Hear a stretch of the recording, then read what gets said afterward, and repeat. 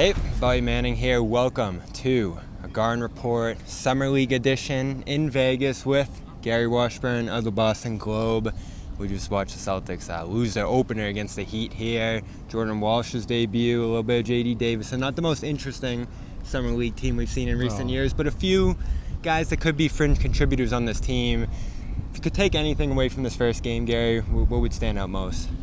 I thought Walsh looked comfortable in kind of a new role for him as kind of a 3-and-D guy. He was 4 for 6 from three-point line, 18 points. Looked comfortable out there.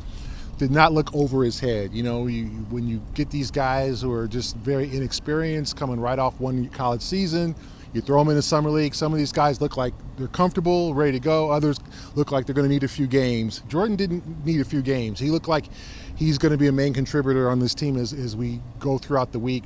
And then I like J.D. Davison. He made some mistakes out there. But he's learning, and you want him to take that next step, and I think he's doing that.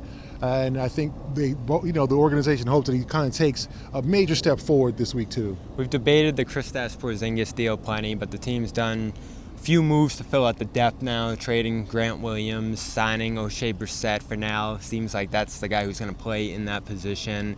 Delano Banton comes over for some guard depth. He doesn't play in this one, but he'll be in the mix there in the back end with Peyton Pritchard and all of that. One roster spot open after signing Jordan Walsh.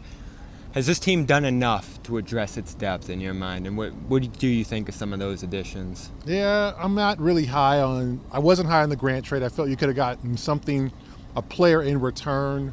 If you didn't want to pay him, I understand that. You don't, it's $40 million you're saving in luxury taxes, but the 3 second-round picks, so basically you're giving him to Dallas because, let's be honest, like second-round picks don't really have great value unless you land on those picks, or maybe you can throw them into a deal and Brad sends 8 second-round picks to a team for a superstar, whoever that superstar is, Pascal Siakam, OG Anunoby, whoever would come up available for trade.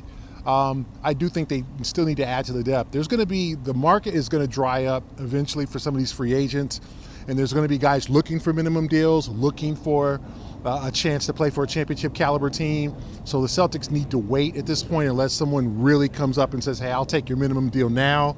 Wait till the market dries out. Like guys like Austin Rivers are walking around here, like guys who could help them NBA experience, but they're not going to get the money they're looking for because obviously that money's being all handed out already. So if I'm the Celtics, I wait, patience, wait for the market to dry up.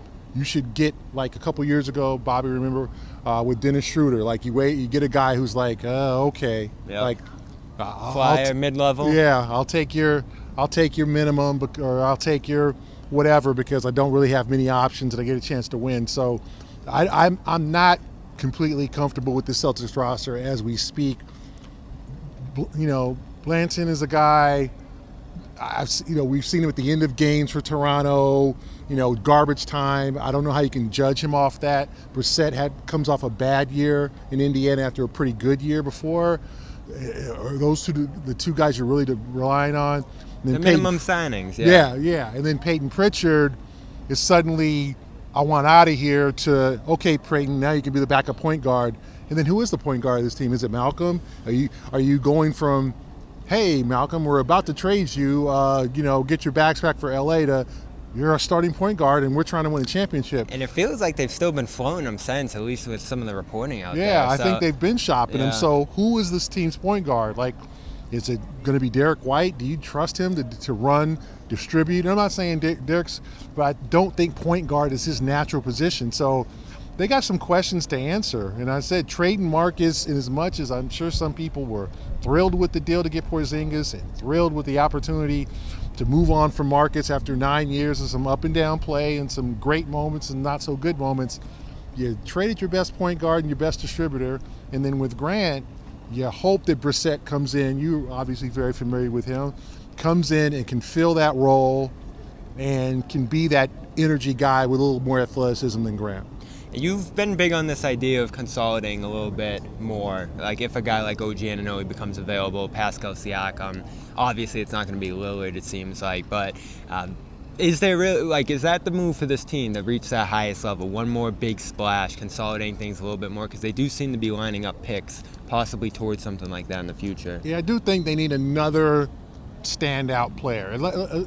And one, Bobby, they got to get the Jalen thing out the way. Like now it's starting. Right, we're still waiting. It's a week now. Yeah, now it's starting to get a little uncomfortable. Like, get the guy going, get his max, whatever the conditions are, player option, team option, major incentives that he might not reach, whatever it is. Was he in the gym today? I wasn't sure if I saw his him. family in the gym. I did not see him in the gym. I did see his family though, so he's obviously here. And hopefully the talks go on this week and they can get some things hammered away there, get that albatross out of the way. Then you move forward. And I just feel like you got to add something more.